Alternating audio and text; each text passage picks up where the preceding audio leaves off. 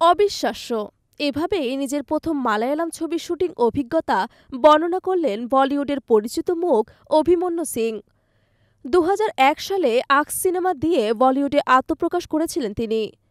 এরপর হিন্দি ছাড়াও দক্ষিণী ইন্ডাস্ট্রির একাধিক তামিল, তেলেগু, কন্নড় ছবিতে কাজ করেছেন তিনি। এবার সে তালিকায় যোগ হল মালায়ালাম ইন্ডাস্ট্রি।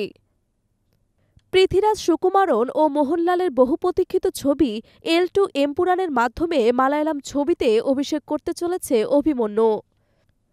অভিমন্যু বলেন, আমি বরাবরই মালায়ালাম সিনেমার বিষয়বস্তুর গভীরতা এবং ক্রিয়েটিভিটির ভক্ত।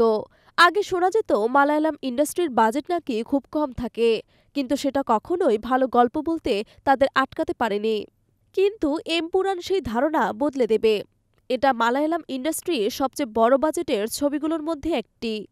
সত্যি বলতে শুটিং করতে গিয়ে মনে হচ্ছিল যেন হলিউডের কোনো ছবির সেটে আছি। অভিমন্যু আরও বলেন, প্রথমত পৃথ্বীরাজ নিজে দারুণ অভিনেতা, আর সেটাই তাকে অসাধারণ পরিচালক করে তুলেছে।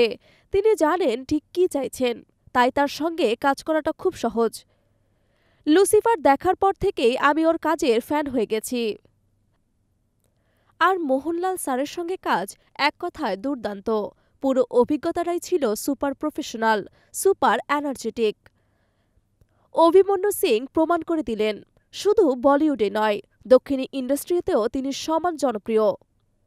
হিন্দি, তামিল, তেলুগু, কন্নড়ের পর এবার মালায়ালাম দুনিয়াতেও নিজের ছাপ রাখতে প্রস্তুত তিনি।